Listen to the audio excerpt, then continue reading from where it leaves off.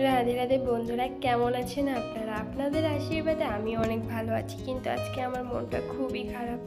কারণ এই বাড়িটাতে আর আমার থাকা হচ্ছে না, চলে যাচ্ছি অন্য শহরে। খুবই মায়া হয়ে গেছিল কিছুদিনের মধ্যে, এই বাড়িটার প্রতি খুবই ভালোবেসে ফেলেছিলাম। তো আজকে ছেড়ে চলে যাচ্ছি, এর মধ্যে গাড়ি চলে এসেছে, আমরা এখন চলে যাচ্ছি স্টেশনে।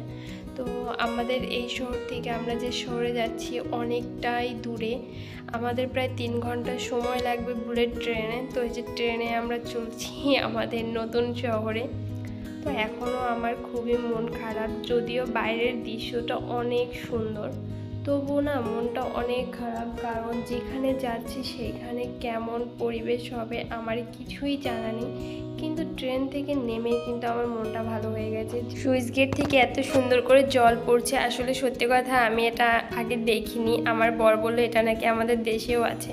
তো এই যে হচ্ছে আমাদের নতুন বাড়ি। তো বাইরের দৃশ্যটা আপনাদের আগে দেখাই। এই যে একটা গোলাপ ফুল গাছ, এতে কিন্তু প্রচুর পরিমাণে গোলাপ ফুল ফুটেছে আর এত সুন্দর লাগছে দেখতে। আর এই বিল্ডিংটায় হচ্ছে আমরা থাকি, ওই যে ওই দিকে 2 নাম্বার মানে ব্যালকনিটায় যেটা আছে ওটাই হচ্ছে আমাদের ঘর। তো আমরা চলে যাচ্ছি উপরের দিকে।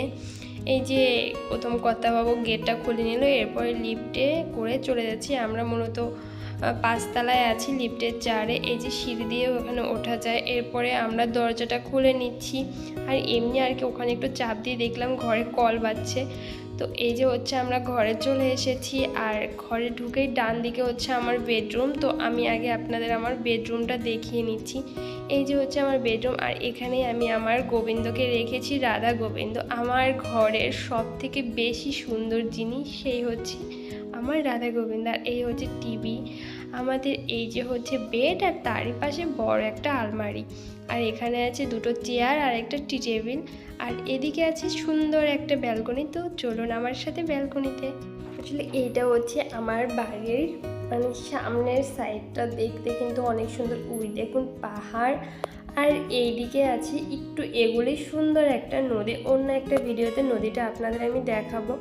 জায়গাটা কিন্তু ভারী সুন্দর। আমার বাড়িতে এসে একদম মনটা ভরে গেছে। রাস্তা যেমন আমি মনটা খারাপ করতে করতে এসেছি, বাড়িতে এসে একদম মনটা ভালো হয়ে গেছে। আর এই দেখুন, এই যে আরেকটা আলমারি, আর উপরে হচ্ছে লাগেজ রাখার জন্য ছোট ছোট মানে বাক্সর মতো। আর এই যে ছোট্ট একটা রুম, যেখানে জামা কাপড় রাখার জন্য একটা র্যাক আছে, আর হচ্ছে মানে জামা কাপড় চেঞ্জ করার মতো একটুখানি জায়গা। এটা হচ্ছে বাথরুম, আর এটার মধ্যে ওয়াশিং মেশিন সব কিছুই আছে। তো আর আমার চিন্তা নেই। এরপর চলুন, যে দরজা দিয়ে ঢুকেছিলাম তার ডান পাশে তো আমার বেডরুম, আর বাম পাশে কি আছে। আর এই যে কিন্তু সেই দরজাটা, এই পাশে বড় একটা আলমারি, এটা হচ্ছে মূলত আমার ডাইনিং রুম আর হচ্ছে কিচেন একসাথে। আর এই বড় একটা আলমারির মধ্যে আমি থালা বাসন ওভেন সব কিছু রেখে দিয়েছি।